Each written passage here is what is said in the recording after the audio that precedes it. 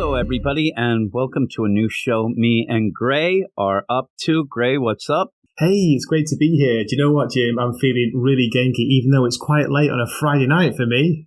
Yeah, and it's very early for me since we live opposite sides of the world, and I don't know if I feel genki after reading this issue, though I like it. It's not really an exciting type deal. It's more of it's a horror. It's a horror book through and through, right? It's a horror book and it's a slow burn, isn't it? It's classic Jeff Lemire and Andrea Sorrentino, because, Jim, you were saying that you've read Gideon Falls, yeah, before? Mm-hmm. Yep, yeah, that's all of the horror stuff that I've read from them. I haven't, and this is a connected universe type deal. I'll say it's the Bone Orchard Mythos, Tenement #1. And this Bone Orchard Mythos is supposedly going to be a full connected horror universe. It ended up starting with a graphic novel. Then they have a mini-series, and now we're back to the second one with this Tenement. And the things that came out, the first thing was Passageway, and then 10,000 Black Feathers #1, leading into this Tenement #1. And what I've read, because me and you, neither of us has read any of the other stuff, right? No, unfortunately. But what a great name, 10,000 Black Feathers. I want to go and read it right now. Yeah, that is pretty cool. And I do really like Jeff Lemire and Andrea Sorrentino, so I usually will at least give something a try. I actually hadn't heard of this. I guess I wasn't paying attention. But sometimes the indie stuff does slip through the cracks for me. So I'm telling you, I'm with you. I might have to go back and read it because this was something, though. They are separate but connected. So it's not like we're not getting a lot of information. We get what we get here, which is pretty good. It ends up being like you said, a slow burn, though, that you're going to go into this and not really get the full idea of the story. It's more of a mystery by the end. That's right, yeah. It's an issue one. It's a lot of setup, of course, in which you would kind of expect it. And I was trying to check the page count in this, Jim. It's quite a lot of pages. We're talking over 30 of story, aren't we? Then a few extra text pages. So yeah, but even with all those pages, you're not sure what actually happens in this issue. No, it is pretty crazy, but it is also a quick read, even with it being, this oversized one shot. And just to point out, it's $3.99. And so if you're wondering, hey, should I check this out? If you have any interest in it's worth it. It's well worth $3.99. Definitely, yeah. But I'm going to read the solicit. Obviously, we also said the credits already. It's written by Jeff Lemire with art by Andrea Sorrentino. And it says, mini-series premiere from the Eisner-winning creative team behind Gideon Falls, Primordial, and 10,000 Black Feathers, comes the biggest and most essential project yet in the bold and ambitious new shared universe of the Bone Orchard Mythos. In this extra-length first issue, Jeff Lemire and Andrea Sorrentino bring you the story of 7 residents in a building and the dark secrets that bind them together, beginning with a death that feels much more sinister than natural. Tenement is the newest entry into the Bone Orchard Mythos from Lemire and Sorrentino. The universe features self-contained graphic novels and limited series about the horrors waiting to be discovered within the Bone Orchard. And you do get that feel right away. You end up having this main kid, Isaac, who does start seeing things that if you have even just read Gideon Falls or anything in this whole mythos, you get it. You end up seeing some of those classic things that Andrea Sorrentino has drawn throughout all of their stuff, which is pretty cool. But again, like you said, it brings up more mysteries and what's going on, what's real and whatnot. But what did you think of it overall? Overall, like you said, Jim, it is a very quick read, but I've actually gone back and read it this is my third reread now, third time to read it, and I'm picking up little details, little bits and pieces, each time I go back. But what an opening. It's very, very basic. All we get are 7. There are 7 of them. That much I am almost certain of. I like that play there, almost certain. Yeah, and I like the idea that it's one of those things, maybe I'm a dummy, but you do have an overall narration, right? You have this narrator. You're not really sure who it is. And then you realize by the end who it is, and then something big happens to them. And then you wonder, okay, is this going to continue with that narration? It's very odd the way that it goes, but I'll tell you, I read it twice. The first time I read it, I was completely confused. I mean, there's a lot that gets thrown at you. Even though when you read it the second, I don't know if you thought this. The first time through, I'm like, man, there's so much getting thrown at me. Then I read it the second time and I'm like, you know what? There's not that much here, but what you get, once you can put wrap your mind around you actually do get some really good character work very, very quickly. And 7 characters, and there's a page at the beginning that gives a rundown of their names. Now, Yeah. I'm not going to tell you that I could tell you all of their names, but I ended up knowing most of them. But when I went down that little, side vertical panel with I knew all their stories, at least what's basically set up here to get at least an idea of the characters and even start trying to put some things together. So I think that they succeeded in that. And it's not just Jeff Lemire. It is that art by Andrea Sorrentino, which is, if you haven't seen Andrea Sorrentino's art, you said before we started, very photorealistic, very much looks like modeled off of things, but in that way that it's really good. He works well with shadows, things like that, a lot of facial expressions. And it's funny, some of the facial expressions that Andrea Sorrentino, a lot of artists will give you the crazy ones, like somebody mad and yelling or somebody, crying. But there's weird ones like confusion. And there's a lot in this, confusion or somebody trying to, and you really get it through the art. And him and Jeff Lemire working together, they know how to work together. There's never a point where you sit there and man, I wish the art would be able to tell more. Oh, no, absolutely. Yeah, no, you're totally right. I'm not a real big horror comic fan. So when you get into something, what I do realize that I'm not a jump. It's weird to have jump scare horror comics anyway, but I know, Jim, does that even work? Can you pull off a jump scare in a comic book? No. And the funny thing is, this is where me and my man Eric were talking at one point. That's why me and him don't think things like Alien work a lot of times, or things like that, because you rely on the tension and the jump scare. And even as Eric said, with an Alien and stuff, you also need the soundtrack. If you're not getting the music and the build up, and it's really hard. But something that like is a this, huge lack. Yeah, they're missing the music. Yeah, that's a great point. You really do need that, don't you? You need the not just the music, the sound effects as well. This kind of build up attention. Exactly. Yeah. So when you get something like this, though, and it's psychological horror and supernatural, that does work for me.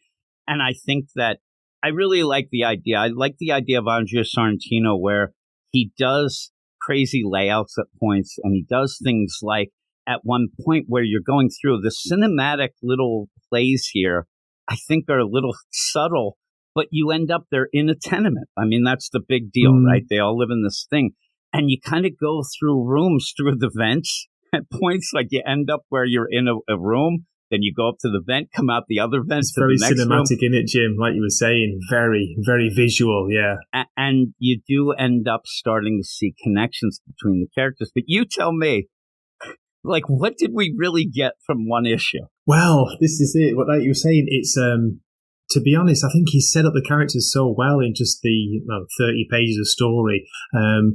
Putting 7 characters in one book, that is a mean feat to actually give them, a bit of a personality. But Jim, what happens by the end is, as far as I know, we see some kind of freaky picture of, some weird figure that this little kid is seeing, and then that kid, he gets a key. That's about it. A key. So there's a character in this that seems like a nice guy, but you never know with things like that. And I think that this plays off. There's been movies like this where you'll end up even like a Main Street type deal where, okay, everybody's playing this role here, but you never know what they're like behind closed doors and who's up to this and who's up to that. But at the end, the one character does seem like they may have died, they're sick, something has gone on. And I'm not so sure that the whole play is a mystery to figure out who did that or if that's just part of the deal. But at the end, like you said, we have this little kid, Isaac, who ends up getting a key. And that's really what happens. But I was interested because of going through each of these characters and whether they're not all likable.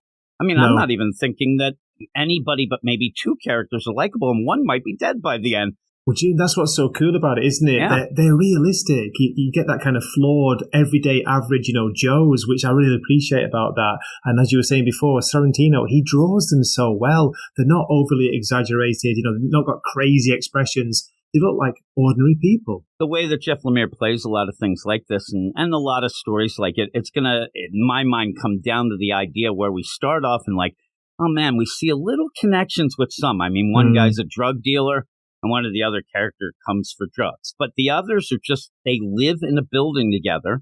Doesn't mean they're connected, but I think they're connected more because of this building, because of this tenement. We're going to have to see how that all plays, because, of course, all this isn't just, hey, Gray, you live in apartment 1B and I live. There's some other things going on here. I mean, and this kid seems to be seeing some things that are supernatural. So we'll have to see how this all goes on. But I think one of the big lines is when this guy, Felix, who seems like a nice enough guy, but one guy has a problem with him. This Gary has a problem with him because he works nights and he's saying it doesn't look like a guy who's making a lot of noise, but we'll see. No. But he says to this little kid, hey, what's your name, Isaac? Names are important. Names have power. Like that whole play. That seems very important in this. It does. I was getting flashbacks to Grant Morrison there. Invisible. That's what I was too. That's exactly what I was thinking. Names have power. Or even Constantine. It's like a John Constantine line, isn't it? So that gives you that supernatural play. And I like we said a cinematic flow, but the book really does it kind of ebbs and flows between these characters. There's not really a time where it's like, later on, 2 hours later, it just, as things go on, one person opens a door, the next person comes out, and the story continues in that flow, which I think is really, really cool.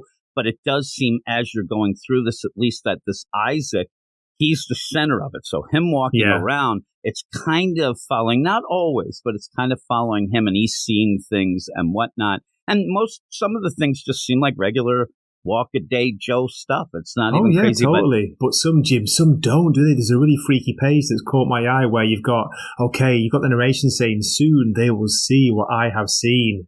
His face. And then later on we get the musician who's gone to see the drug dealer, and she's like, oh my God, I saw something terrible. But it's not explained, is it, Jim? That's what I love about it. It's not over-explained. You're not told what's going on. It's left to your and our imagination. It is. And when you're doing this, she's even looks like she's a bassist, I think it looked like. I think, she is, And she's an artist, too. And she's sculpturing a face. And I'm like, okay, that seems it's connected. But, you have certain things. One guy, he ends up, his wife's sick. And he isn't able to pay the bills, probably because he's paying a lot of bills for her being sick, and he's doing. But it's never like a thing like I'm like, okay, that guy's going to go. Okay. It's just walk-a-day deal, and I think that it'll get deeper and deeper. But this first issue is a lot of setup, but really good character work, I thought. But yeah, what do you think overall? Is this something you're going to follow? Would you buy it? I am, and I'm sorry about the sirens in the background, Jim. It's atmospheric sound effects for this. It is. But yeah, as you say, it is a lot of setup, but it pulled me in. Jeff Lemire, as we know from the past from reading Gideon Falls, he's so good at building up characters. But what caught my eye as well, not just the story, but at the end we've got Andrea Sorrentino, the artist, and he's basically talking about what kind of horror they both like. And Jim, what I liked is they're not big fans of violent, gore, shock horror. They're more into the mind or the psychological horror, Lovecraftian style, which is a big thing in Japanese horror movies. I'm a kind of fan of that. What do you think about that? I think it's a good play. I think that translates to comics a lot better. Yes, me too. With Andrea Sorrentino's art and Jeff Lemire writing and the character work, he can really play up the psychological horror like that, the Lovecraftian supernatural stuff. I think plays out so much better. So I think that it's a good play. And yeah, that's the thing. I'm not a horror fan. I said that, not even movie horror. And so when I read this, though, I'm intrigued because you get just enough of the characters to start to understand a little. Like I said, I don't know that I like them, but I want to see what goes on. You end up having a cliffhanger that confuses you. And then also this key. Like, what's the key about? I mean, right there is something I want to find out. So, yeah, I think that I am into this. And I guess we can give scores. What score would you give it? Okay, it's a strong opening issue. I'm going to give this 8. Yeah, a straight 8 out of 10. I'm a little more positive than you for once. It. So I'm going to go 8.5. And I really do think that if you like Jeff Lemire, if you like Andrea Sorrentino, if you like them combined, or you like a psychological horror, like I said, it's $3.99 and it's oversized and it's well worth it. It's great price. And I do think that it's one of those that, and we were talking, how are we going to talk about this? You can't go panel to panel with this anyway. because No. some of the stuff is just, it seems mundane while you're reading it, but I think that's kind of the atmosphere of it, and it starts to get to you by the end. You realize, okay, I want to see what's going on with that, Tanya. What's she up to? And what's this guy? And what's that? I think that it works really, really well by the end. So I recommend it to anybody who's even remotely interested, especially if you look at the visuals in our videos. So, and this is something that we're going to end up doing. We're going to do this on both of our channels, but each of us is going to edit the video a little differently and stuff like that. Not that it's going to be that much different, but I think that that'd be kind of a cool way to play this so that we can do it each Friday. And we're just going to pick a book. This one we just picked, right? We had no idea. We just say, let's do that. Well, Jim, I'm really glad that you said, should we go for an indie book? Because I'm like you, I do cover a little bit of indie, but I'm mainly focused on Marvel and DC. So this has been great to do this, and I'm really glad to hear you enjoyed it. Yeah, I did. Me too. I'm in. One of the things I'm glad that we picked this is because me and you focus mainly on Marvel and DC. You don't get something like this, but I think that this will be cool. We'll broaden our horizons. That's what we're doing. And I had to have some people ask, to do more indie stuff. So this would be cool. I asked you to do it on a whim. We picked this book, so here we go. Hopefully people enjoy it, and we'll continue doing it each Friday. So thanks, everybody. Thank you for joining me, Gray. And I guess that's it. I will lead us out. You always lead us out of the Morrison stuff on your channel. So I will lead us out, but thanks everybody. I hope you enjoyed this. Let us know in the comments below. Tell us if you like the idea, whatnot, and even suggest some books each week that we do. That'd be awesome because we're up for anything. There you go. So thanks everybody. Thanks, Gray. And we'll talk to you all later. Catch you later.